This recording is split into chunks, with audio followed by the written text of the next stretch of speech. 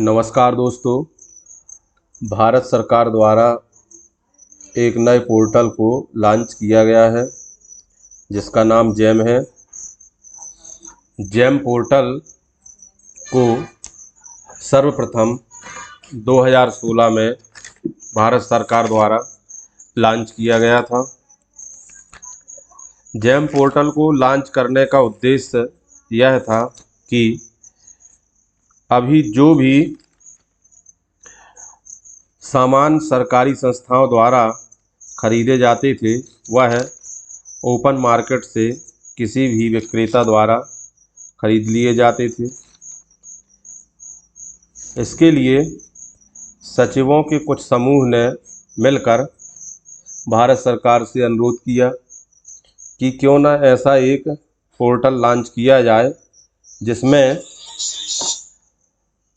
छोटे बड़े विक्रेता जुड़कर भारत सरकार को अपनी सुविधानुसार क्वालिटी पूर्वक सामान बेच सकें।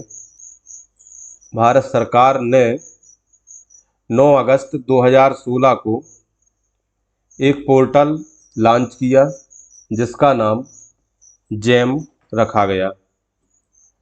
जैम का पूरा नाम GEM, इसका पूरा नाम गवर्नमेंट ई मार्केट प्लेस है, जो छोटे और बड़े विक्रेताओं के साथ साथ शासकीय संगठनों को एक ऐसा स्थान प्रदान करता है जिसमें हम यह शासकीय उपक्रम अपनी सुविधानुसार अच्छे रेट में माल को, सामग्री को क्रय कर सकते हैं और उसका उपयोग कर सकते हैं। इसी पोर्टल के बारे में आज मैं आप लोगों को बताने जा रहा हूँ। तो जैम पोर्टल का पूरा नाम गवर्नमेंट ई मार्केट प्लेस है। इसका मतलब सरकार द्वारा बनाया गया ई बाज़ार, जिसे सचिवों के समूह की सिफारिश के आधार पर बनाया गया है। इस पोर्टल में विभिन्न प्रकार के सरकारी विभाग अपनी आवश्यकता का सामान खरीद सकते हैं और छोटे बड़े व्यापारी अपना रजिस्ट्रेशन करा के इस पोर्टल में सामान को अपनी सुविधानुसार विक्रय कर सकते हैं। अगर हम जैम के बारे में जानें कि जैम है क्या, तो उसके लिए देखते हैं कि गवर्नमेंट ई मार्केट प्लेस सरकार द्वारा संचालित एक ई कॉमर्स पोर्टल है। मतलब एक व्यापारिक पोर्टल है जिसको सरकार ने बनाया है, जो विभिन्न प्रकार की सरकारी विभागों, संगठनों एवं सार्वजनिक उपक्रमों द्वारा आवश्यक उपभोक्ता की वस्तुओं और सेवाओं को आसानी से ऑनलाइन खरीदने में सक्षम है। और इसके लिए सरकार द्वारा एक कदम उठाया गया जिसके अंतर्गत जैम पोर्टल के माध्यम से जो भी शासकीय कर्मचारी या संगठन या उपकरण, जैसे ग्राम पंचायत वगैरह, शिक्षा विभाग हो गया और ऐसे बहुत सारे विभाग, अब ये किसी भी सामान की खरीदी के लिए जैम पोर्टल का उपयोग करेंगे। अच्छा, अगर हम जैम पोर्टल के बारे में जानें तो वर्तमान में जिस प्रकार से अभी फ्लिपकार्ट वगैरह, अमेज़ॉन वगैरह पोर्टल हैं, तो ये क्या करते हैं, उसमें हम अपना ऑर्डर देते हैं और एक डिलीवरी बॉय आकर हमें सामान देता है और हमसे पैसे ले लेता है।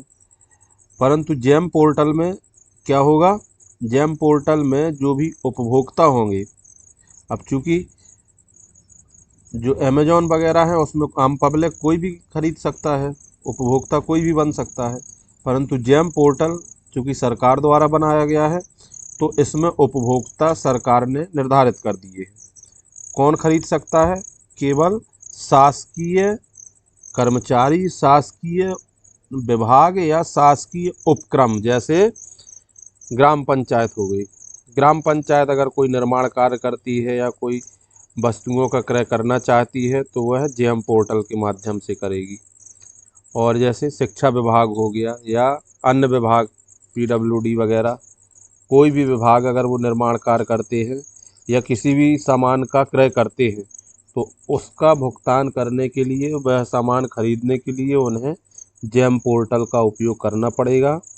जेम पोर्टल में वो जाएंगे, अपने उपयोग की वस्तुओं को खोजेंगे, सर्च करेंगे और उन वस्तुओं में जो भी सामान उन्हें खरीदना होगा तो उचित मूल्य का अपने हिसाब से वो सिलेक्ट करके फिर उसका भुगतान करेंगे।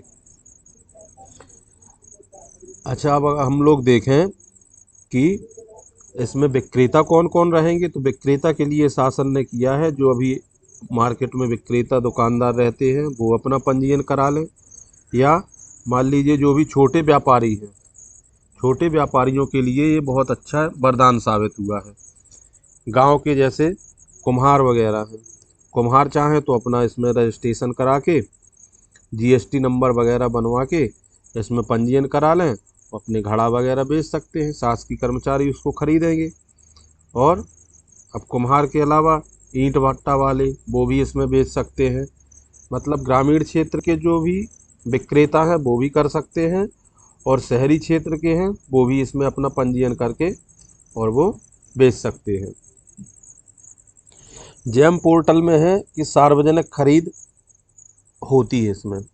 तो सार्वजनिक खरीद क्या है, मतलब सार्वजनिक व्यक्ति सभी लोग इसमें बेच सकते हैं और शासकीय कर्मचारी इसमें खरीद सकते हैं। सार्वजनिक खरीद से ये मतलब है सरकारी कार्यालय किसी भी अन्य निजी कंपनियों की तरह अपने परिचालन एवं कार्यालय की ज़रूरतों को पूरा करने के लिए सामान सेवाएं खरीदने के लिए बाध्य रहेंगे जेम पोर्टल के माध्यम से। इसमें सरकारी उपक्रम या निजी, व्यापारिक और निर्माताओं से सामान सेवाएं खरीदेंगे सरकारी कर्मचारी, और यह सुनिश्चित करने के लिए आपको एक सख्त प्रक्रिया नियमों का पालन करना होगा। शासन के जो भी नियम होंगे उनका पालन होगा। इसमें जो भी सामग्री या उत्पाद या सामान मिलेगा वो उचित, कुशल और पारदर्शी होगा। उचित से मतलब अब इसमें कंपटीशन होगा बेचने वालों के बीच में कि हमारी बिक्री हो या हमारी, तो वो दाम कम करेंगे। कुशल क्यों, क्योंकि विक्रेता बहुत ज़्यादा होंगे तो उपलब्ध आइटम में से जो भी आइटम सबसे अच्छा होगा उसका हम चुनाव कर सकते हैं। पारदर्शी क्यों, पारदर्शी इसलिए क्योंकि वो पोर्टल पब्लिक में है, कोई भी उसको देख सकता है और जो भी हम सामान खरीदेंगे तो बाकायदे उसका पोर्टल के द्वारा ही जीएसटी, जो भी शासन का टैक्स होगा वो जोड़ के और बता दिया जाएगा कि आपकी इतनी लागत का ये सामान है। अच्छा, जेम पोर्टल से जो भी हम खरीदी करेंगे तो उसमें जीएसटी वगैरह अलग से हमें देने की ज़रूरत नहीं पड़ेगी, वो वेबसाइट के द्वारा ही उसमें जीएसटी वगैरह जोड़ के और भुगतान के लिए बता दिया जाएगा कि इसका इतना मूल्य होगा। ये हो गया अपना जेम पोर्टल के बारे में जानकारी। अब इसके गठन और उद्देश्य के बारे में अगर हम जानें तो जेम के गठन का लक्ष्य सार्वजनिक खरीद में पारदर्शिता, दक्षता और गति को बढ़ाने के लिए किया गया है। पारदर्शिता से तो आप समझ गए होंगे कि पारदर्शिता मतलब सभी आइटम रहेंगे, उनके मूल्य रहेंगे, तो जो सबसे कम है वो भी खरीद सकते हैं, या क्वालिटी अगर कम वाले की कम है तो उससे अधिक कीमत का भी खरीद सकते हैं। दक्षता, दक्षता से मतलब ये है कि जो भी सामान बनेगा वो दक्षतापूर्ण होगा, मतलब इसमें कुशल कारीगर के द्वारा सामान बेचा जाएगा। अगर कुशल कारीगर ने वो सामान नहीं दिया है तो उसकी क्वालिटी सही नहीं होगी, सही नहीं होगी तो अपन उसको नहीं खरीदेंगे। मतलब अच्छी क्वालिटी का अगर हम सामान खरीदेंगे तो उसमें जो दक्ष कर्मचारी या दक्ष लेबर होगी जो, उनके द्वारा बनाया हुआ मटेरियल ही हम खरीद पाएंगे। और गति को बढ़ाना, गति को बढ़ाने से मतलब ये है कि इसमें बहुत सारे व्यापार, छोटे मोटे व्यापारी जो होंगे उसमें जुड़ेंगे तो सामान खरीदेंगे, अपन तुरंत सामान खरीद सकते हैं, तो इसमें व्यापार में गति मिलेगी। यह सरकारी उपभोक्ताओं की सुविधाओं के लिए ई बोली प्रक्रिया, रिवर्स ई नीलामी और मांग एकत्रीकरण के उपकरण को प्रदान करता है। अब इसमें ई बोली क्या है? ई बोली मतलब इलेक्ट्रॉनिक बोली। जैसे किसी भी कंपनी या मान लीजिए ग्राम पंचायत का ही उदाहरण ले लें। ग्राम पंचायत में हमें कोई कार्य करना है और हमें उसमें 200 बोरी सीमेंट की आवश्यकता है, तो वो 200 बोरी सीमेंट की कीमत क्या होगी? आपस में कंपटीशन रहेगा, जिससे जो हमें सामान सीमेंट या कोई भी सामग्री खरीदनी है उसकी कीमत में कमी आएगी। ये कहला गई उसमें क्या है? ई बोली का फायदा, ई बोली की प्रक्रिया। और दूसरा है इसमें रिवर्स नीलामी। अभी तक क्या होता था, जैसे किसी भी सामान की नीलामी होती थी तो इसमें खरीदार बोली लगाते थे उस सामान को खरीदने के लिए और कीमत को बढ़ाते थे। परंतु यहाँ पर जेम पोर्टल के द्वारा विक्रेता अधिक होने के कारण विक्रेता और जहाँ पे वो सामान खरीदा जाना है वहाँ पर बोली लगाएंगे कि आपको 200 बोरी सीमेंट चाहिए। तो अगर कोई व्यक्ति सीमेंट हमें 400 रुपये बोरी के हिसाब से देता है तो अगला विक्रेता कंपटीशन करके और कीमत को कम करके 350 रुपये भी कर सकता है और तीसरा विक्रेता उसी सीमेंट को 300 तक में भी दे सकता है। तो ये कहलाएगी रिवर्स नीलामी। मतलब अब इसमें विक्रेता नीलामी में बोली लगाएगा और कीमत को घटाएगा। नहीं तो आम जब अपन बोली लगाते हैं तो कीमत को बढ़ाया जाता है और ख़रीदार उसमें बोली लगाता है। यहाँ पर बेचने वाला बोली लगाएगा और कीमत को घटाएगा, इसीलिए इसे रिवर्स ई नीलामी कहेंगे। मांग एकत्रीकरण से मतलब क्या है? मांग एकत्रीकरण से मतलब ये है कि शासकीय जितने भी उपक्रम हैं वो एक ही जगह जेम पोर्टल पर अपनी मांग रखेंगे इकट्ठा, तो विक्रेताओं को आसानी होगी कि यहाँ पे ये सामान चाहिए, यहाँ पे ये सामान चाहिए। वो मांग संगठित रहेगी, उस पोर्टल में एकत्रित रहेगी। मांग एकत्रीकरण का मतलब ये है। और आगे अपन देखें तो और सरकारी खर्च के लिए सर्वोत्तम मूल्य प्राप्त होंगे। ठीक है, जैसे शासकीय खर्च में हमें स्टेशनरी वगैरह लेना है, तो अभी जब हम एक दुकान में जाते हैं तो वो दुकानदार अपने हिसाब से उसकी कीमत बताता है। परंतु जब हम जेम पोर्टल के माध्यम से खरीदेंगे तो वहाँ पे विक्रेताओं में आपस में कंपटीशन है और वो कम कीमत में देंगे, तो उचित मूल्य में हमें प्राप्त हो जाएंगे शासकीय कर्मचारियों को। भारत सरकार व्यापार आवंटन नियम 1961 में भारत सरकार ने व्यापार आवंटन नियम 1961 में क्या किया? सुधार किया और 8 दिसंबर 2017 को एक अधिसूचना के तहत राष्ट्रीय सार्वजनिक खरीद पोर्टल सरकार ई बाजार का विकास किया। इसी पोर्टल को जेम कहते हैं। संचालन और रखरखाव को सम्मिलित किया गया और सरकारी उपभोक्ताओं को सरकारी ई बाजार जेम के माध्यम से खरीदारियों के लिए अधिकृत किया गया। मतलब जो शासकीय उपभोक्ता होंगे वो जेम पोर्टल के माध्यम से खरीदारी करेंगे। वित्त मंत्रालय द्वारा सामान्य वित्तीय नियम 2017 में एक नया नियम जोड़ा गया इसके लिए, और उस नियम की संख्या है 149। इसको जोड़कर और उनने ये पोर्टल सभी शासकीय संस्थानों के लिए 2017 में अनिवार्य कर दिया। जेम पोर्टल क्या है, इसका उद्देश्य क्या है, इससे किसको फ़ायदा मिलेगा? अगर इस संबंध में हम जानें तो जेम पोर्टल क्या है? ई कॉमर्स कारोबार में को दुनिया भर में जैसे शासन ने देखा कि ई कॉमर्स के द्वारा कितनी बिक्री हो रही, जैसे अमेजोन वगैरह का उदाहरण ले लें अपन, फ्लिपकार्ट वगैरह का, कितना व्यापार बढ़ रहा है इनके माध्यम से। उसी की तर्ज पर, उसी के सिद्धांत पर सरकार ने भी एक गवर्नमेंट के लिए, शासन के लिए एक मार्केट तैयार करने की सोची और जिसका नाम जेम रखा। जेम पोर्टल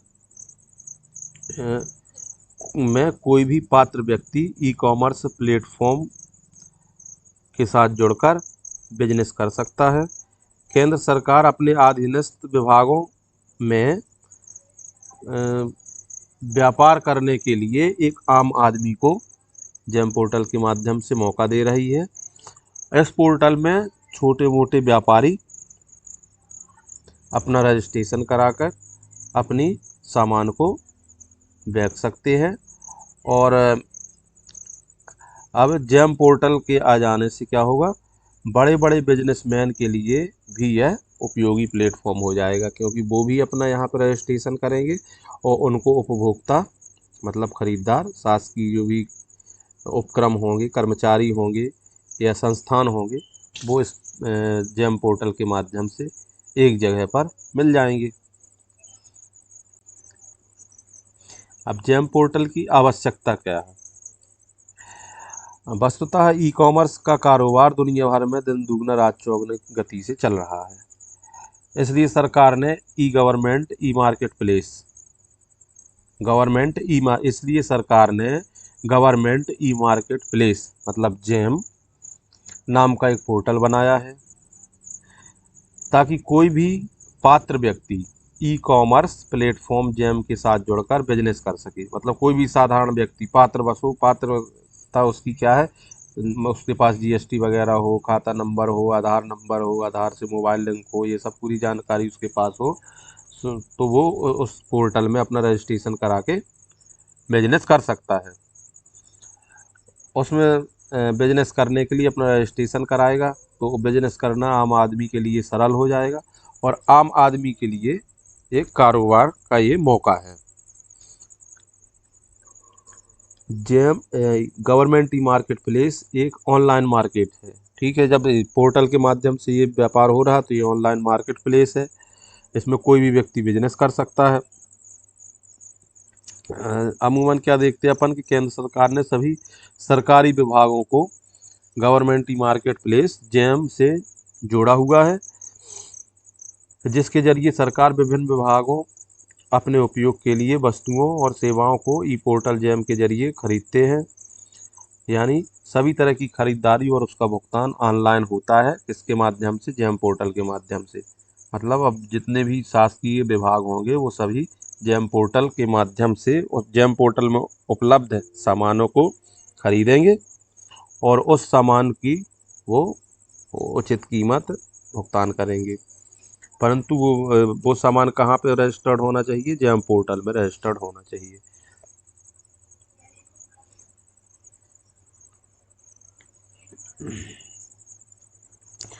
अब जैसे देखें अपन कि जेम पोर्टल में विक्रेता कौन कौन से रहेंगे, तो जेम पोर्टल में विक्रेता को अगर अपन देखते हैं तो कोई भी व्यक्ति घर बैठे इसमें जुड़ सकता है और सरकार के साथ में बिजनेस कर सकता है। रजिस्ट्रेशन जैसे उसने जेम पोर्टल में कर लिया तो रजिस्ट्रेशन के बाद सरकारी विभागों में जो भी डिमांड होगी उस डिमांड के आधार पर कोई भी व्यक्ति अपने सामान की सप्लाई कर सकता है और अपन उससे जेम पोर्टल से वो रुपया फ़ायदा कमा सकता है। इस पोर्टल का उपयोग करके मैन्युफैक्चरर्स मतलब सामान को उत्पन्न करने वाले लोग जहाँ पे वो शासकीय विभागों में सामान की ज़रूरत है वहाँ संपर्क भी कर सकते हैं और शासकीय विभाग के लोग भी इस पोर्टल के माध्यम से मैन्युफैक्चरर्स मतलब जो लोग सामान बनाएंगे उनसे संपर्क करके ख़रीदारी आराम से कर सकते हैं। उन्हें बता सकते हैं कि हमको इस सामान की इतनी डिमांड है और इस क्वालिटी का हमें सामान चाहिए। तो साधारण व्यक्ति को भी जो भी व्यक्ति उससे जुड़ना चाहे वो जुड़ जाएगा और अपने सामान को बेच देगा। बस वो सामान क्वालिटी का होना चाहिए। जब क्वालिटी का सामान होगा तो शासकीय कर्मचारी या शासकीय विभाग उस सामान को खरीद लेंगे। जेम पोर्टल में कौन व्यक्ति काम कर सकता है, विक्रेता कौन हो सकता है? तो उसके लिए सबसे पहले यह आवश्यक है कि उस विक्रेता का जेम पोर्टल में पंजीयन होना चाहिए और पंजीयन होने के साथ साथ उसके सामान की क्वालिटी अच्छी होनी चाहिए, रेट अच्छे होने चाहिए, तब तो कोई व्यक्ति खरीदेगा। अगर ज़्यादा महंगे रेट का सामान वो लगा देगा, क्वालिटी कम होगी तो उसको नहीं खरीदेगा। ये तो साधारण सी बात है। अब होता क्या है कि मान लीजिए हम आप कोई सामान बेच रहे हैं और जैम पर जाकर आपने रजिस्ट्रेशन कराया, और फिर अगर भारत सरकार का कोई डिपार्टमेंट उस सामान को खरीदने के लिए टेंडर निकालता है, तो आपको इसकी जानकारी जेम पोर्टल के माध्यम से ही मिल जाएगी कि फला फला विभाग में आपकी प्रोडक्ट की आवश्यकता है। जिसके बाद आप इसमें टेंडर डाल सकते हैं और बोली लगा सकते हैं कि हम इस सामान को इतने कम कीमत में आपको दे देंगे।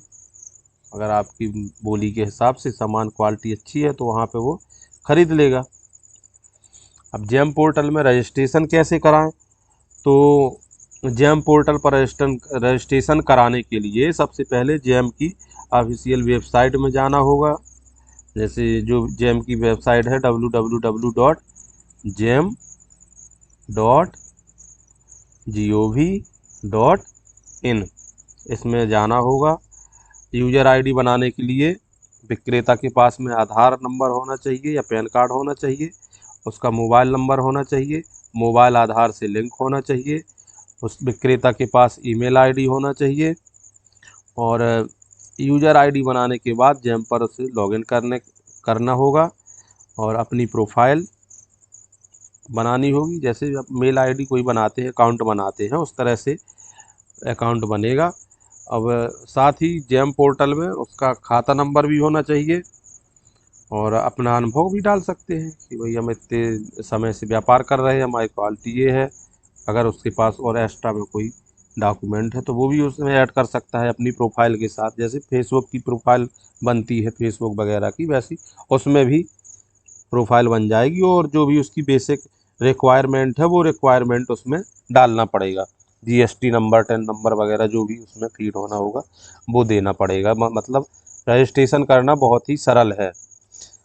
जब उसका रजिस्ट्रेशन हो जाएगा, उसमें लॉगिन हो जाएगा, तो डैशबोर्ड में कैटलॉग ऑप्शन में जाकर प्रोडक्ट को जैसे ही वो लॉगिन करेगा तो उसमें सारे ऑप्शन दिखने लगेंगे और उन ऑप्शन के माध्यम से उसकी सर्विस चुनेगा और जो सामान बेचना चाहते हैं उसमें वो अपने सामान की फ़ोटो वगैरह खींच के डाल देगा, तो जिससे फिर शासकीय जो भी उपभोक्ता होंगे उस फ़ोटो के हिसाब से वो संपर्क कर लेंगे आपसे। अब जेम पोर्टल पर पंजीयन करने के लिए चाहिए कौन कौन से दस्तावेज? तो अगर जेम पोर्टल में वो पंजीयन करना चाहते हैं तो उसके पास में पैन कार्ड हो, उद्योग आधार हो, और MCA 21 रजिस्ट्रेशन हो, और बैट वगैरह टिन नंबर वगैरह हो, खाता हो, और KYC डॉक्यूमेंट हो, जैसे पहचान पत्र हो गया, आवास का प्रमाण पत्र हो गया, कैंसल चेक हो। रजिस्ट्रेशन कराने के बाद सरकार की किसी भी खरीद के टेंडर की जानकारी सेलर को मैसेज के द्वारा, जो भी मोबाइल नंबर वहाँ पे देंगे उस मोबाइल पे मैसेज चला जाएगा या मेल आईडी पे भी जानकारी चली जाएगी, जिसके आधार पर वो उसमें संपर्क करके अपना सामान बेच सकता है। जेम पोर्टल बनाने में सरकार का उद्देश्य क्या था? सरकार का उद्देश्य 35 लाख जो हैंडलूम वर्कर हैं, हैंडलूम वर्कर कहलाते हैं, हाथ करघा नाम सुना होगा आपने, गांधी जी चलाते थे। हाथ करघा चलाने वालों को कहते हैं हैंडलूम वर्कर। तो इस प्रकार के जो छोटे व्यापारी हैं 33 लाख अपने देश में, उनको लाभ पहुंचाना, और इसके साथ साथ 27 लाख हैंडीक्राफ्ट हैं, कारीगर हैं। हैंडीक्राफ्ट मतलब दिव्यांग कारीगर, उनको बाजार में जोड़ना, उनके प्रोडक्ट को शासकीय विभागों में बेचना ताकि उनको लाभ मिल सके। मेन सोच जो सरकार की है ये है कि हैंडलूम वर्कर हाथ करघा वाले या हैंडीक्राफ्ट मतलब दिव्यांग कारीगरों को लाभ देने के लिए, एक बाजार उपलब्ध कराने के लिए मेन रूप से जेम पोर्टल को सरकार ने बनाया है। सरकार के इस पहल के अंतर्गत 45 लाख हैंडलूम जो वर्कर हैं उनको लाभ देना है, और 27 लाख हैंडीक्राफ्ट वर्कर हैं। ये सरकार ने पहले सर्वे की रखी है। तो इतने वर्कर हैं, इनको बाजार उपलब्ध कराना मेन इनका उद्देश्य सरकार का ये है, ताकि वे आसानी से अपना माल बेच सकें और पोर्टल के जरिए वो बिजनेस कर सकें। क्योंकि अभी तक इन लोगों का क्या था कि बिचौलिए आते थे, इनसे कम कीमत में सामान खरीदते थे, फिर वो मार्केट में ज़्यादा कीमत में बेचते थे। तो ये बीच वाला जो गैप है बिचौलियों वाला, उसको ख़त्म करने की सोच है सरकार की, ताकि डायरेक्ट ये हैंडलूम वर्कर और हैंडीक्राफ्ट जो भी कारीगर हैं उनको डायरेक्ट लाभ पहुंचाया जा सके, और शासकीय विभाग उनसे डायरेक्ट सामान खरीद सकें। ई पोर्टल के जरिए बिजनेस में बिचौलियों को खत्म करना चाहती है सरकार, जिससे आत्मनिर्भर भारत जो सरकार का सपना है उसमें तेजी लाई जा सके। जेम पोर्टल पर 30 अगस्त 2021 तक 28,300 कारीगर और 1,49,422 बुनकर अपना रजिस्ट्रेशन कर चुके हैं। सरकार ने देश के बुनकरों और कारीगरों को ई कॉमर्स के जरिए बाजार उपलब्ध कराने के लिए जेम पोर्टल बनाया है, जिसके लिए वह सभी को GeM platform government e market place, GeM का जो पूरा नाम है, यह प्लेटफॉर्म उपलब्ध करा रही है, जिसमें ये कारीगर और वर्कर खुलकर अपना कारोबार कर पाएंगे। ई कॉमर्स पोर्टल से इनकी मोटी कमाई होगी और इनको घर बैठे ही खरीदार मिल सकेंगे। जेम की सरकारी उपयोगिता क्या है? खास बात यह है कि केंद्र सरकार का यह अभियान विभिन्न राज्यों में काफ़ी लोकप्रिय हो रहा है।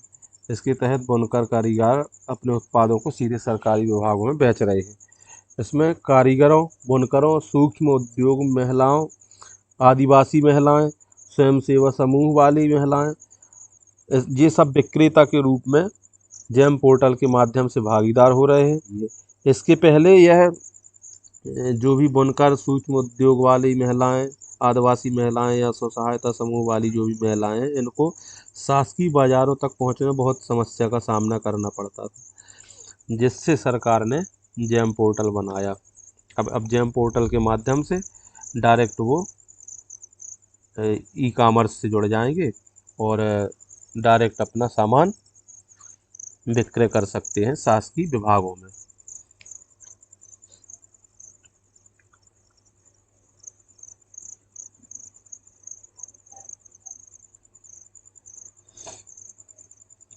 जेम पोर्टल में होता क्या है? जेम पोर्टल में बिजनेसमैन अपना जो भी सामान होगा उचित मूल्य में, उचित कीमत पर देते हैं, इसके लिए वो बोली लगाते हैं, और जो सबसे कम बोली लगाएगा, अच्छा सामान देगा, उसको बेचने का मौका दिया जाएगा। जेम पोर्टल विशेष रूप से खरीद फरोख्त के लिए बनाया गया है। सरकारी अधिकारियों द्वारा की जाने वाली खरीद के लिए यह एक गतिशील, स्वघोषित, प्रयोक्ता अनुकूल, यूजर फ्रेंडली पोर्टल है, जहां सामान्य प्रयोग में आने वाली वस्तुओं और सेवाओं को आसानी से खरीद सकते हैं। अभी सरकार ने जेम पोर्टल का एक लेटेस्ट वर्जन भी लॉन्च किया है, जिसे 3.0 नाम दिया गया है। विक्रेताओं को जेम से क्या फ़ायदा है? विक्रेताओं को पहले तो व्यापार में सहायता है। जेम पोर्टल में पंजीकृत करने से विक्रेताओं को सरकारी जो भी विभाग हैं उनके साथ व्यापार करने में मदद मिली है। उससे क्या होगा? निजी जो कंपनियां हैं उनके व्यापार में वृद्धि हुई, और जेम पोर्टल के तहत जो भी पंजीकृत विक्रेता हैं, वह विक्रेता ज़्यादातर छोटे विक्रेता हैं, उनसे खरीद का जो सपना शासकीय विभागों का था वो पूरा हुआ। अब दूसरा फ़ायदा इससे क्या है? सीधे सरकारी खरीद।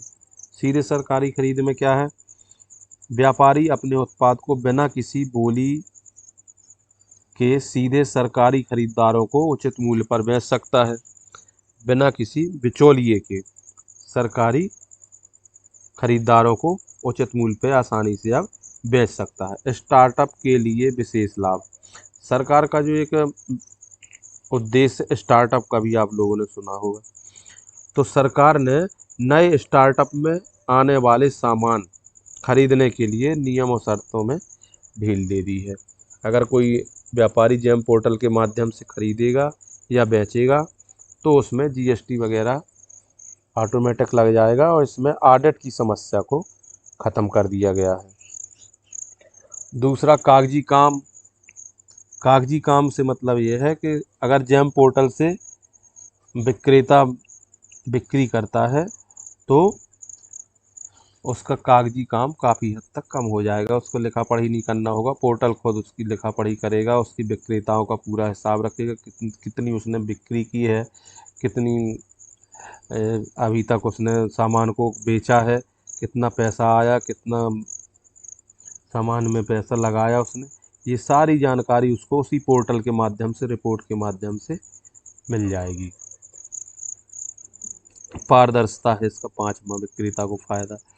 पारदर्शिता में क्या है, ये पारदर्शिता ये है कि ऑनलाइन पोर्टल है, ऑनलाइन पोर्टल के साथ जुड़ा है और जो भी आवश्यक वस्तुएं और सेवाएं हैं उनको पारदर्शी तरीके से वो आसानी से बेच सकता है। इसमें किसी प्रकार के फ्रॉड की गुंजाइश नहीं है, क्योंकि अभी अब जब अपन इसके बारे में आगे पढ़ेंगे तो इसमें इसको सुरक्षा देने के लिए जेम पोर्टल में अलग से एक और एप्लीकेशन लॉन्च किया है सरकार ने, उसका नाम है कवच। कवच के द्वारा इस पोर्टल को सुरक्षित रखा गया है, मतलब इसमें फ्रॉड की 1% भी गुंजाइश नहीं है, फ्रॉड नहीं हो सकता है। कवच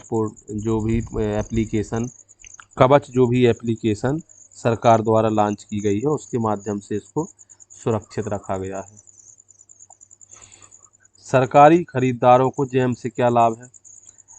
सरकारी खरीदारों को ये लाभ है, एक तो ऑनलाइन खरीदी होती है, तो जेम पोर्टल की मदद से सरकारी जो भी अधिकारी हैं वो लगभग सभी वस्तुओं को आसानी से वहाँ पर खोज सकते हैं और उनको खरीदने की स्वतंत्रता है।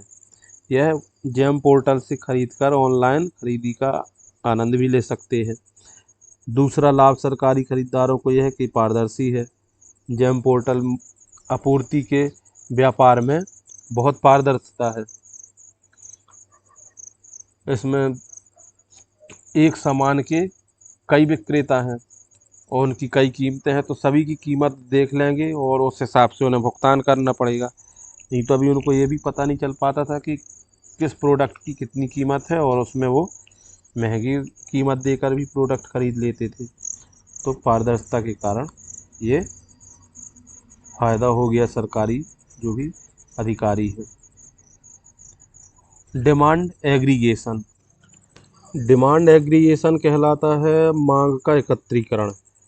मांग एकत्रीकरण मतलब जेम पोर्टल में सभी विक्रेता जुड़े हैं, सभी शासकीय खरीदार जुड़े हैं, तो जो भी मांग होगी जिस कंपनी में, जिस कार्यालय में या जिस शासकीय ऑफिस में जो मांग होगी तो वो अपनी मांग उस पोर्टल के माध्यम से रख देंगे। तो सभी ऑफिस अपनी अपनी मांग रख देंगे तो उस मांग का एक ग्रुप बन जाएगा, वो कहलाएगी डिमांड एग्रीगेशन, मतलब मांग एकत्रीकरण।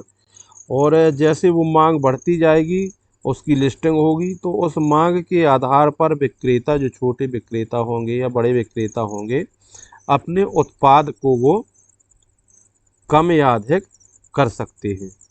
और जब मांग पता रहेगी तो उस मांग के आधार पे वो बनाएंगे सामान, और जब इकट्ठा सामान बनाएंगे तो उसकी कीमत भी कम होगी, सामान भी अच्छा रहेगा, उसकी क्वालिटी भी अच्छी रहेगी, और उसी के आधार पर वो जो भी शासकीय खरीदार होंगे वो सामान को वांछित रूप से प्राप्त कर सकेंगे। मांग एकत्रीकरण का फ़ायदा सबसे बड़ा ये हो जाएगा कि जब उसमें पोर्टल के माध्यम से विक्रेता को ये पता चल जाएगा कि इस सामान की सबसे अधिक मांग है या इस सामान की सबसे कम मांग है। तो जिस सामान की सबसे अधिक मांग होगी उसका वो उत्पादन बढ़ा देगा और जिसकी कम होगी उसका वो घटा देगा। अभी क्या होता है कि अभी उसको पता ही नहीं रहता कि किस सामान की मांग है, तो सभी सामान को बना रहे। पता चला कोई सामान इतना ज़्यादा बिके कि उसकी कमी पड़ जाए और कोई सामान बिल्कुल भी ना बेचे तो वो विक्रेता के पास रखा रखा खराब हो जाए। तो ये जो अंतर है वो अंतर खत्म हो जाएगा मांग एग्रीगेशन या अर्थात मांग एकत्रीकरण के कारण। अगला इसमें फायदा है खरीदार का कम स्वीकृति की आवश्यकता। मतलब सरकारी अधिकारी जो हैं वो जेम पोर्टल पर कोई भी ऑर्डर करते समय हर बार उन्हें अनुमोदन की आवश्यकता नहीं होगी।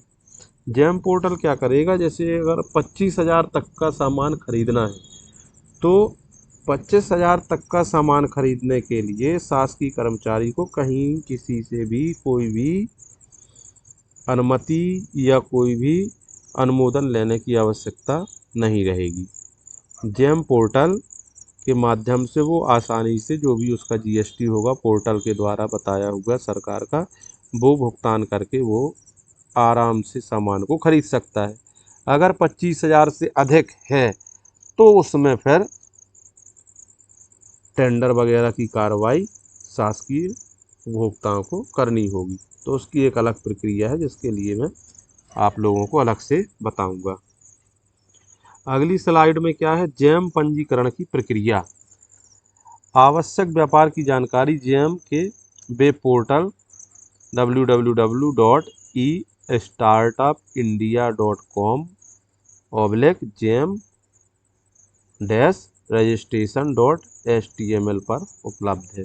मतलब इस एड्रेस को अगर हम डालेंगे तो जेम पोर्टल पर व्यापार करने के लिए क्या क्या सामग्री हमें चाहिए है, कौन कौन से दस्तावेज चाहिए है, वो सब जानकारी आप लोगों को मिल जाएगी। अगर कोई भी हम सलाह लेना चाहते हैं तो व्यवसाय के बारे में सलाह भी जेम पोर्टल में उपलब्ध है। इसी लिंक के माध्यम से जेम के पेशेवर जो प्रदान किए गए दस्तावेज और जानकारियां हैं उनकी वैधता की सत्यता भी करेंगे। जो भी हम जानकारी देंगे, जो भी विक्रेता जानकारी देंगे, उस जानकारी की सत्यता की जांच भी जो जेम के कर्मचारी होंगे वो उसको चेक करेंगे। विवरण को सबमिट करने पर वे जेम पंजीकरण आवेदन फाइल करेंगे। मतलब जो भी हम विक्रेता ने अपना पंजीकरण के लिए जानकारी दी हुई है उसकी एक फाइल फोल्डर बनाएंगे, वो पोर्टल खुद बनाएगा, कर्मचारियों के माध्यम से उसकी जांच की जाएगी। सरकारी अधिकृत एजेंसियों के कार्यालय परिसर से निरीक्षण के लिए एक कॉल आएगी। जब वो विक्रेता उस जेम पोर्टल में क्या करेगा, रजिस्ट्रेशन करेगा, तो पोर्टल जेम पोर्टल को जो संचालित कर रहे हैं वहाँ पे जो टीम बैठी है उनकी तरफ से उस विक्रेता के पास में एक क्रॉस वेरिफिकेशन के लिए एक फ़ोन आएगा। उस फ़ोन के माध्यम से वो विक्रेता के बारे में जानकारी प्राप्त करेंगे। अगर वो संतुष्ट हैं तो उसको विक्रय करने की सामान को बेचने की अनुमति स्वीकृति जेम पोर्टल में मिल जाएगी। जब पूरी सफल जांच हो जाएगी तो उसके बाद जेम पोर्टल में वो विक्रेता उत्पादों और सेवाओं को आसानी पूर्वक बेच सकता है।